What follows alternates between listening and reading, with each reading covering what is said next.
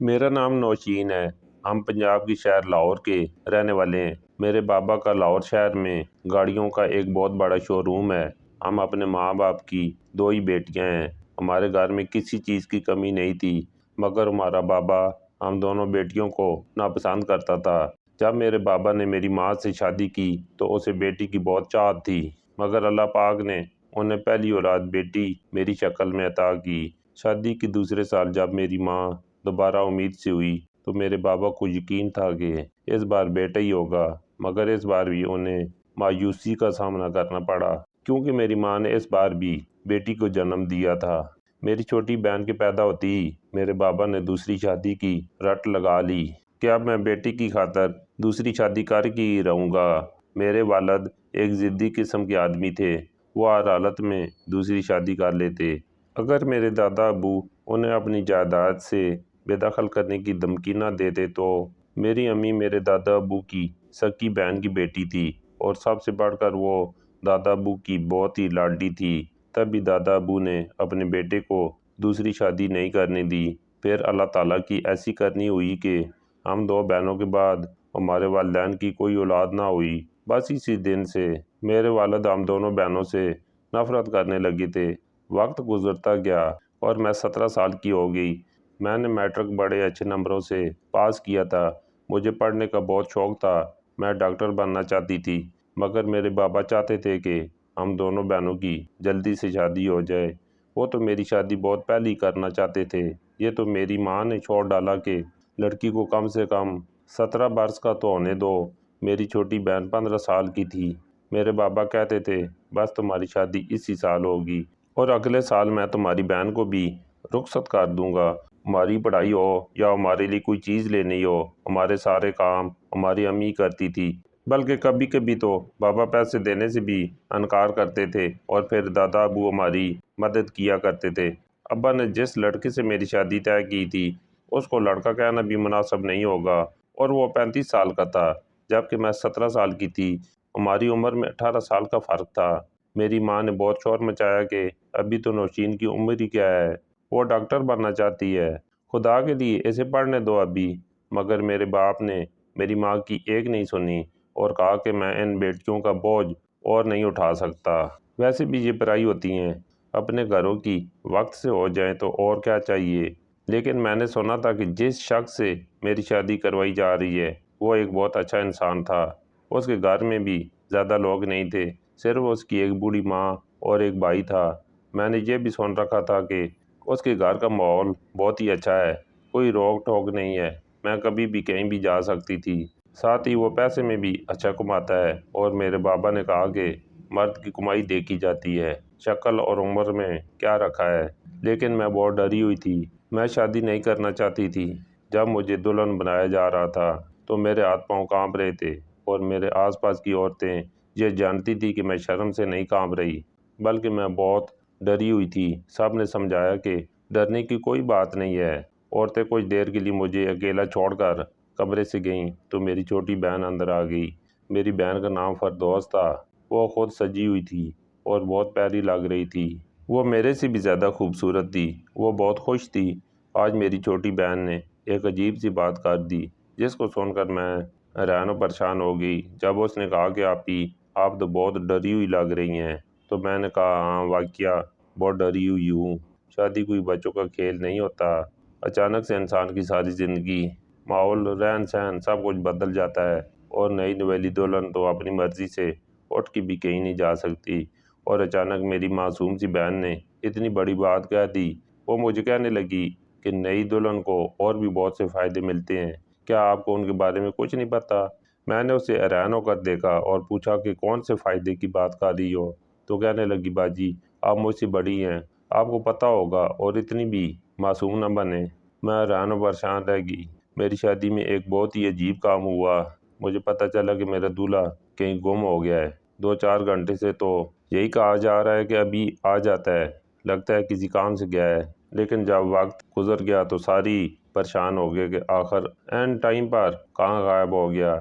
मेरे दिल में तो यही बुरे ख्याल आने लगे, कहीं वो इस रिश्ते से राज़ी नहीं था, इसलिए ऐन वक्त पर चला गया है। और मेरी होने वाली सास का कहना था कि ऐसी कोई बात नहीं, وہ تو اس شادی سے بہت خوش تھا، ابھی آ جائے گا۔ تھوڑی دیر بعد وسیم واپس آ گیا۔ سب نے اس سے پوچھا کہ آخر وہ کہاں گیا تھا، تو کہنے لگا کہ مٹھائی لانا بھول گئے تھے، اس لیے میں مٹھائی لینے چلا گیا تھا، لیکن واپسی پر ٹریفک میں پھنس گیا، بہت معذرت چاہتا ہوں۔ سب نے اسے کہا کہ تمہیں جانے کی کیا ضرورت تھی، تم کسی اور کو بھیج دیتے۔ اس کا کہنا تھا کہ نہیں، یہ کام میں خود کرنا چاہتا تھا۔ خیر میری شادی ہو گئی اور میں اپنے حقیقی گھر میں آ گئی۔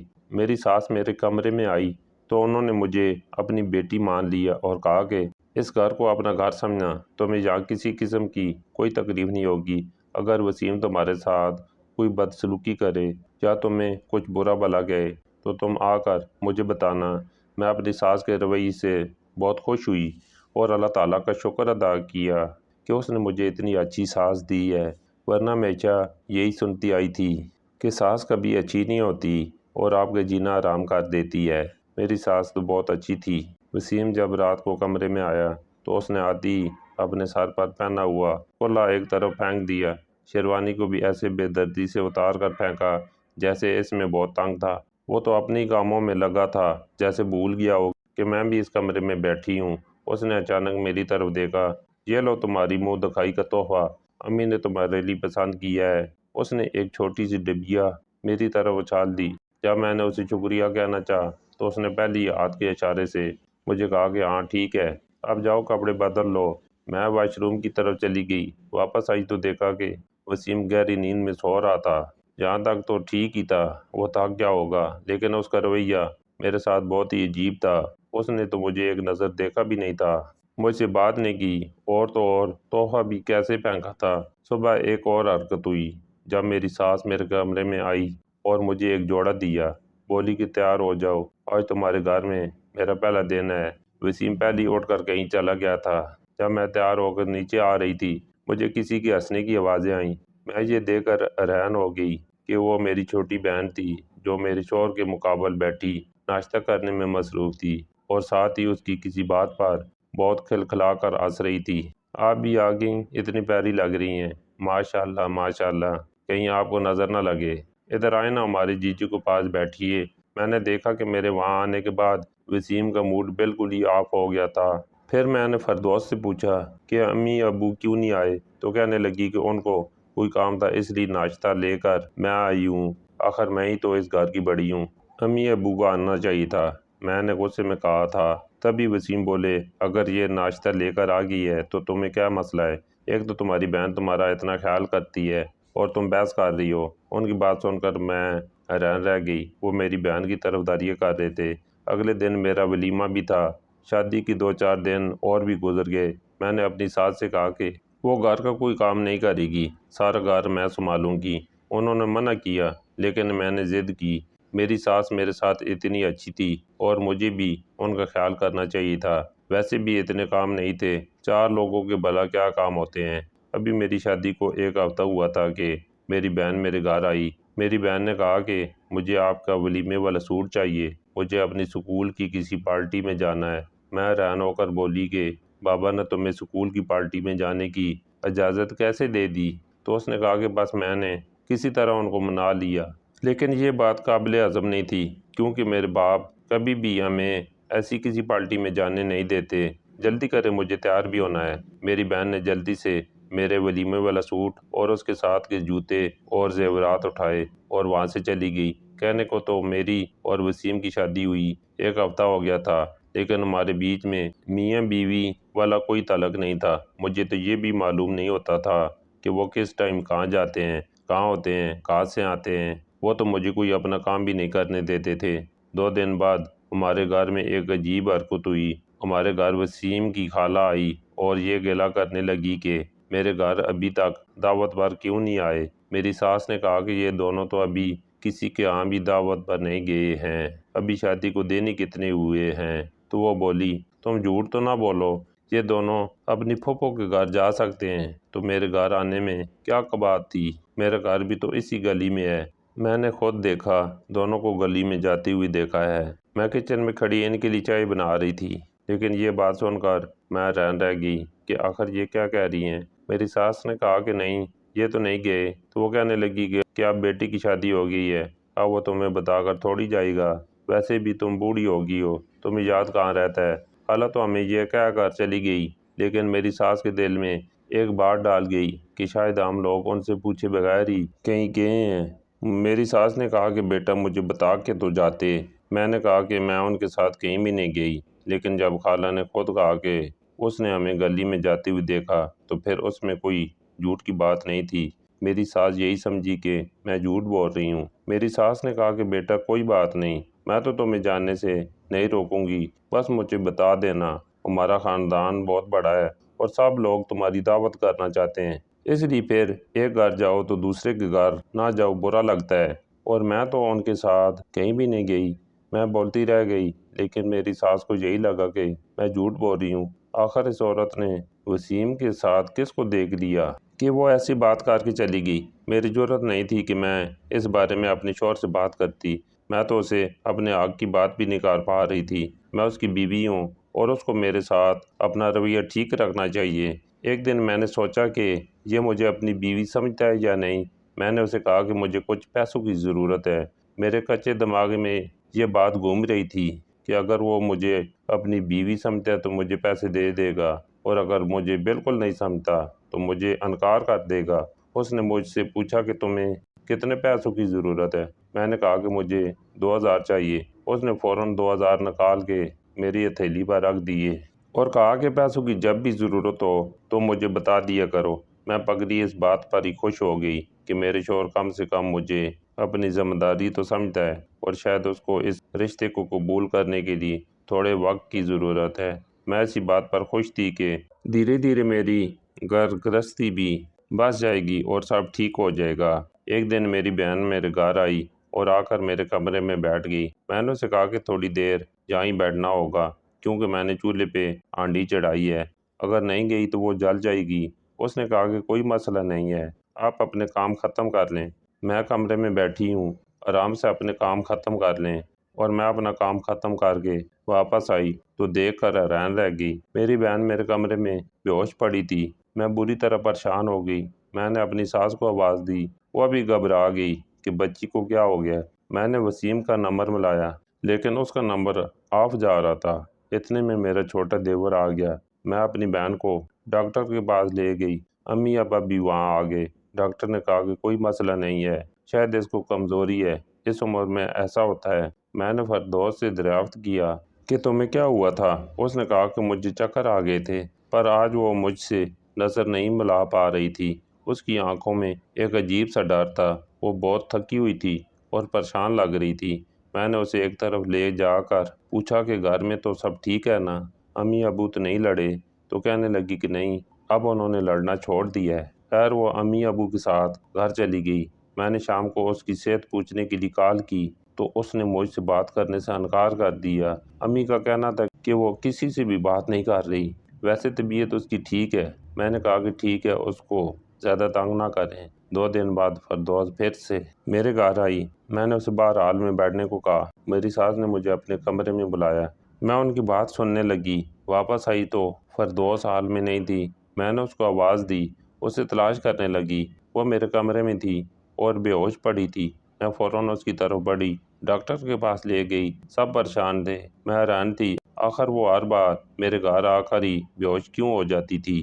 میں نے فردوس سے بات کرنے کی کوشش کی اور وہ مجھ سے بات نہیں کر پا رہی تھی۔ اگر اس کو مجھ سے بات نہیں کرنی تھی تو میرے گھر کیوں آتی تھی؟ یہ بات مجھے اندر ہی اندر سے کھائی جا رہی تھی۔ ایک دن میں چھت پر تھی کہ میں نے گلی میں جھانکا تو فردوس آ رہی تھی۔ میں جلدی سے نیچے آئی اور ساس سے کہا کہ فردوس آ رہی ہے، آپ اسے کہیے گا میں بازار گئی ہوں۔ پھر میں اپنے کمرے میں چھپ گئی۔ میری ساس نے ایسا ہی کیا۔ کچھ دیر بعد فردوس میرے کمرے میں آئی اور آس پاس دیکھنے لگی۔ وہ رو رہی تھی۔ اچانک وہاں کچھ ایسا ہوا کہ میری جان ہی نکل گئی۔ وہ رو رہی تھی کہ اچانک میرا شوہر وسیم کمرے میں داخل ہوا۔ اس نے میری بہن کا ہاتھ پکڑا اور کہا کہ اگر آج تم نے بے ہوشی کا ڈرامہ کیا تو میں تمہیں جان سے مار ڈالوں گا، چپ چاپ میرے ساتھ چلو۔ میں حیران رہ گئی کہ آخر یہ سب کیا ہو رہا ہے۔ وہ مزاحمت کر رہی تھی، اس کے ساتھ جانا نہیں چاہتی تھی۔ میں اپنی بہن کو بچا سکتی تھی، لیکن مجھے جاننا تھا کہ یہاں پر کیا چل رہا ہے۔ وسیم نے کہا کہ پہلے تو تمہارے اتنے نخرے نہیں تھے، اب تمہیں نخرے کرنے آ گئے ہیں۔ اگر تم نے میری بات نہیں مانی تو میں تمہیں بدنام کر کے رکھ دوں گا۔ یہ بات یاد رکھنا کہ ہمیشہ عورت بدنام ہوتی ہے، مرد پر اس کا کوئی اثر نہیں پڑتا۔ فردوس کی مٹھی میں بے ہوشی کی دعا تھی۔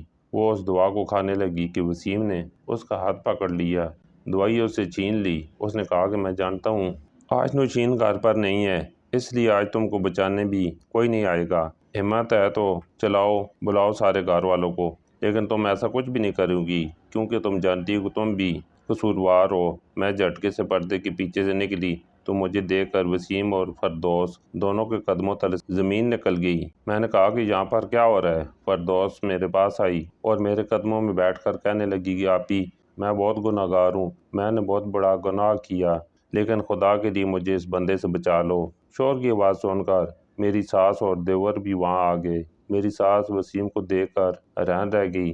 اس وقت وہ آفس میں ہوتا تھا اور دراصل وہ پچھلے دروازے سے آیا تھا۔ میری ساس نے پوچھا کہ کیا چاہ رہا ہے یہاں؟ میں نے بھی سوال کیا کہ تم میری بہن کو کہاں لے جا رہے تھے؟ بہن جس کو تم بہت معصوم سمجھتی ہو، یہ بالکل بھی معصوم نہیں ہے، وہ نفرت سے بولا اور گھر سے باہر چلا گیا۔ پھر فردوس نے روتے ہوئے مجھے بتایا کہ وسیم کے ساتھ اس کا تعلق ہماری شادی سے پہلے کا تھا، لیکن فردوس نے اس کو بتا دیا تھا جب تک اس کی بڑی بہن کی شادی نہیں ہو جاتی گھر والے چھوٹی بہن کی شادی نہیں کریں گے۔ پھر ابا نے زبردستی آپ کی شادی وسیم سے کر دی۔ آپ کی شادی والے دن بھی ہم لوگوں کے ساتھ تھے، جھگڑ رہے تھے، اور اس کے بعد بھی ہم لوگ روز ملا کرتے تھے، باہر جاتے، سیر کرتے۔ ایک دن میں آپ کا سوٹ مانگنے آئی تھی۔ اس دن میں وسیم کے ساتھ گھومنے پھرنے گئی تھی اور آپ کے کپڑے اس لیے پہنے تھے تاکہ کسی کو ہم پر شک نہ ہو، اور وسیم نے کہا کہ اس کی خالہ نے ہمیں دیکھ لی ہے، لیکن وہ بہت بے خوف تھا، اس کو کسی بات سے کوئی فرق نہیں پڑتا تھا۔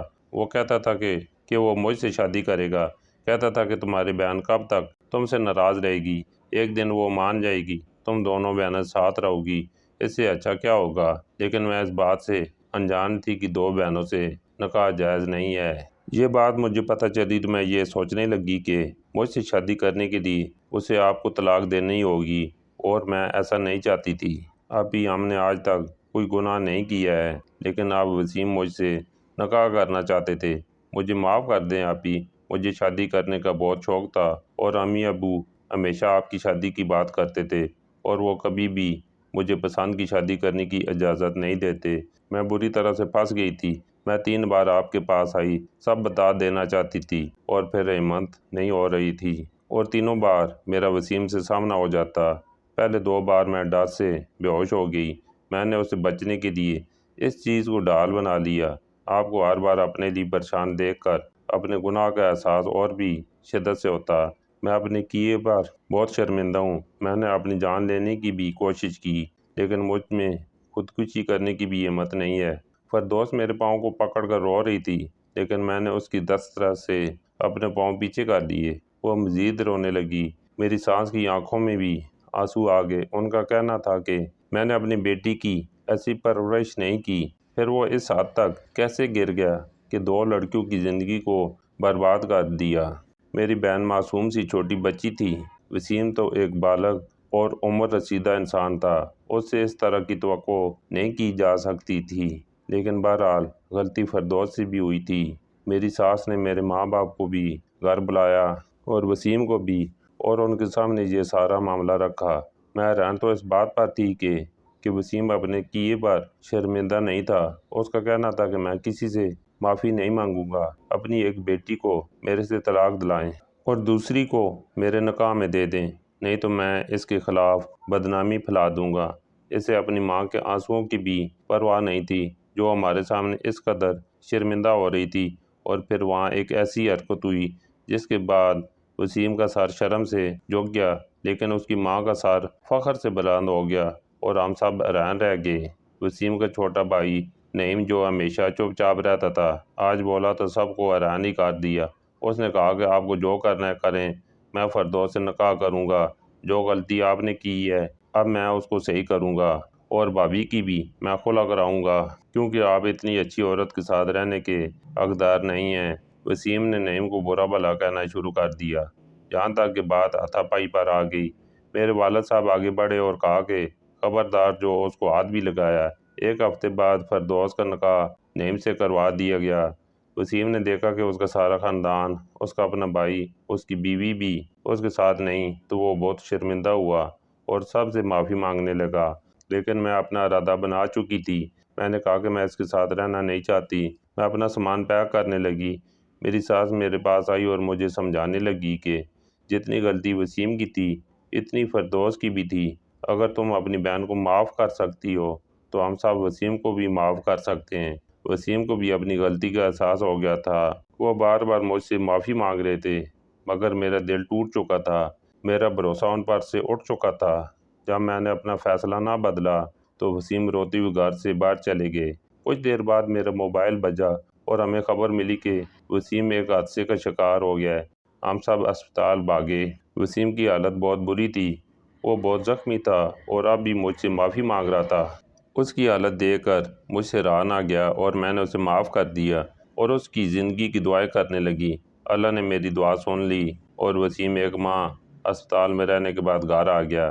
فردوس اور نعیم ہمیشہ کے لیے کراچی شفٹ ہو گئے اور میں وسیم کے ساتھ ایک ہنسی خوشی زندگی گزار رہی ہوں۔ وسیم اب بہت بدل گئے ہیں، میری ہر بات مانتے ہیں اور اس بات کو 3 سال گزر گئے ہیں۔ ہمارے 2 بیٹے بھی ہیں۔ آج ہم سب بہت خوش ہیں۔